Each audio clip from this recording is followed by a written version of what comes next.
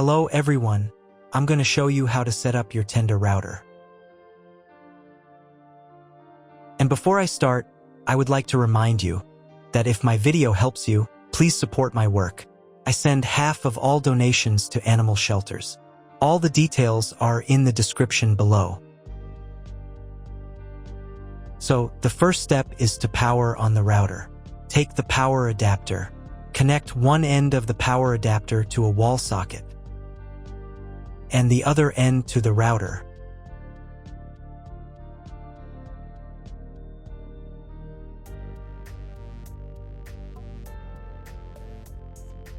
Then press the power button.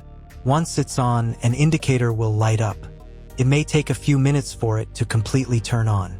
Next, connect the cable from your broadband provider or from your modem to a special internet port. This port is often called WAN and is usually a different color. Each cable should be inserted until it clicks into place. Now you need to reset the router back to its factory settings. Press and hold the router's reset button for 10 seconds. Wait until the lights on the router start to flash. Sometimes, this button is located inside the router casing to prevent accidental presses. Use a thin object to push it down.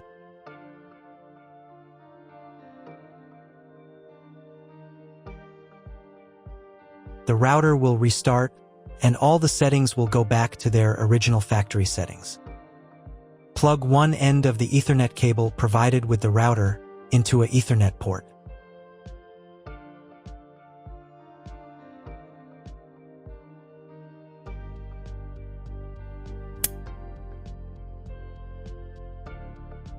Plug the other end into your computer or laptop's Ethernet card. Please wait a few minutes for connection. Great, the router is now connected to your computer. Now you will need to set it up.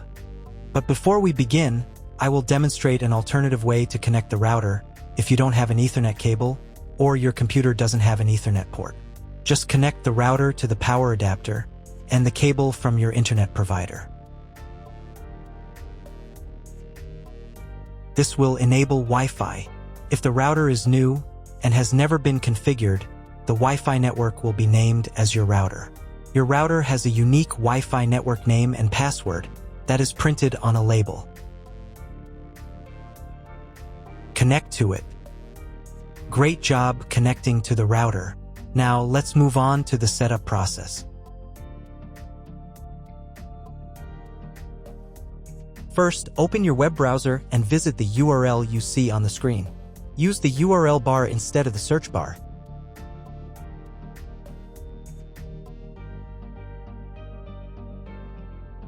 At the beginning, you will see a form with a password. Usually it is admin or password. If these credentials are wrong, then find label on your router. The credentials are often printed on the bottom of the device.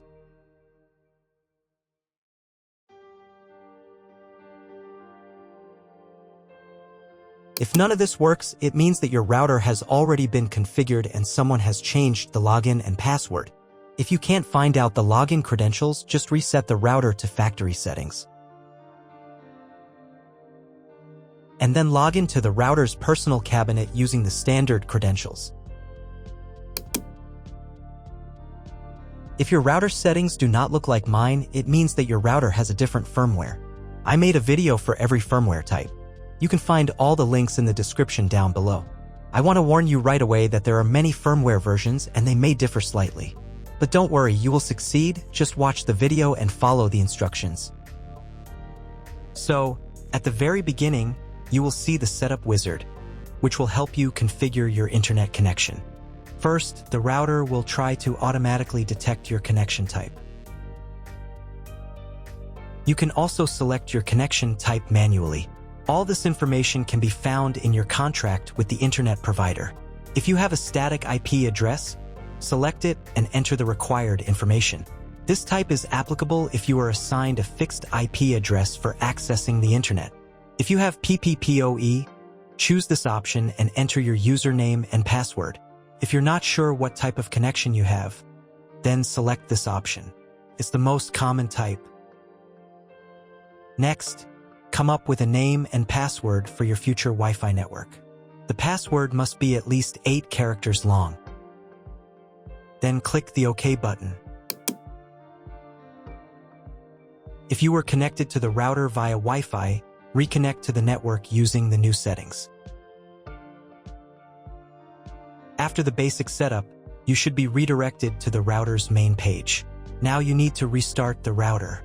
But first, I recommend updating the firmware for stable performance. Here you can change the router's interface language. I'll keep it in English. Go to the administration menu.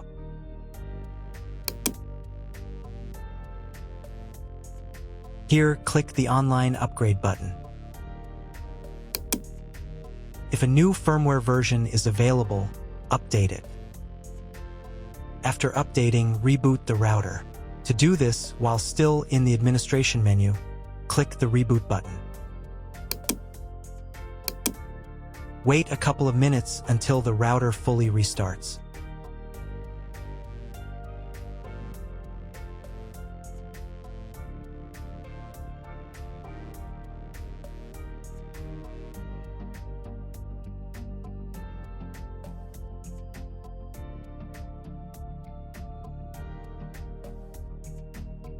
Now check if the internet is working.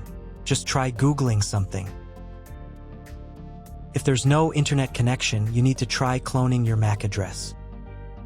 To do this, go back to the administration menu.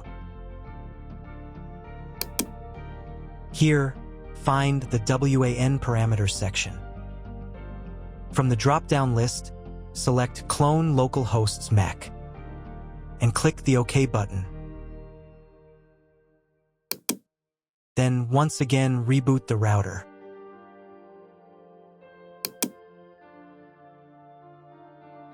Wait a few minutes for the router to fully power on.